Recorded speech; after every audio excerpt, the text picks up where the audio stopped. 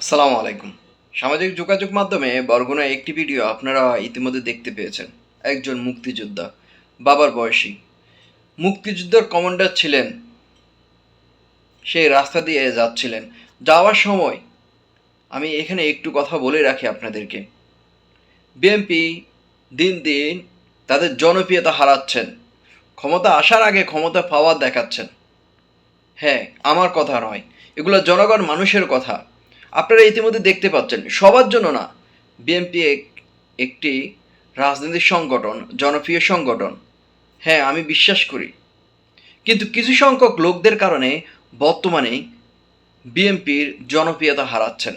এদের বিরুদ্ধে যদি আপনারা ব্যবস্থা, যারা বিএনপির যারা দায়িত্বশীল নেতারা রয়েছেন, কর্মকর্তারা রয়েছেন, তারা যদি এইসব লোকদের বিষয়ে যদি আপনারা তৎপর না হন, যদি পদক্ষেপ না নেন, তাহলে ভবিষ্যতে কিন্তু আরও ব্যাঘাত ঘটবে, বিএনপির জনপ্রিয়তা হারাবে।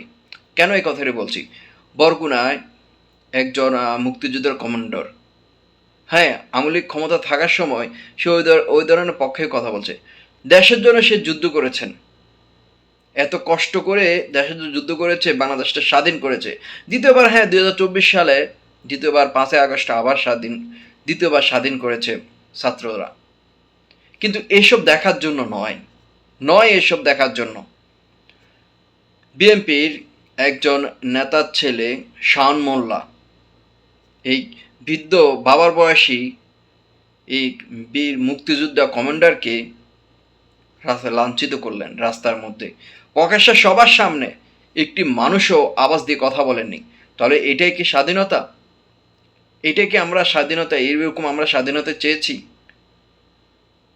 সে তো একসময় 1971 সালে সে যুদ্ধ করেছেন, বাংলাদেশকে এই স্বাধীন লাভ করার জন্য সে সংগ্রাম করেছেন।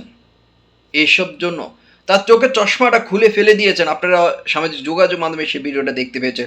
মাথার টুপি ফেলে দিয়েছেন। তার উপরে কি করেছেন সেটা আপনারা দেখতে পেয়েছেন।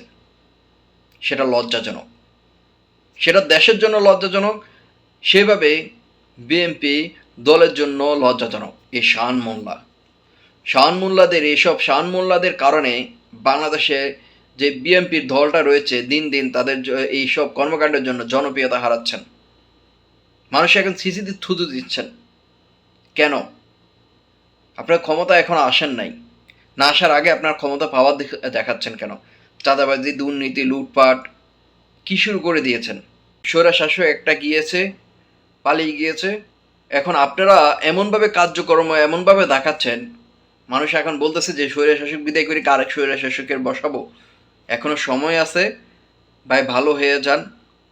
আপনাদের কারণে বিএনপি দলটা যেন নষ্ট না হয়, তাদের জনপ্রিয়তা না হারায়, সেটাই অনুরোধ করব। যারা ভিডিওটা দেখছেন অবশ্যই ভিডিওটা শেয়ার করে দিবেন। প্রতিবাদ সব জায়গায় প্রতিবাদ হবে, হোক বিএনপি, হোক হোক আওয়ামী লীগ, হোক জামাত শিবির, যারাই অন্যায় করবে সেখানে প্রতিবাদ। কালাকে ন্যায়ের পক্ষে কথা বলবো।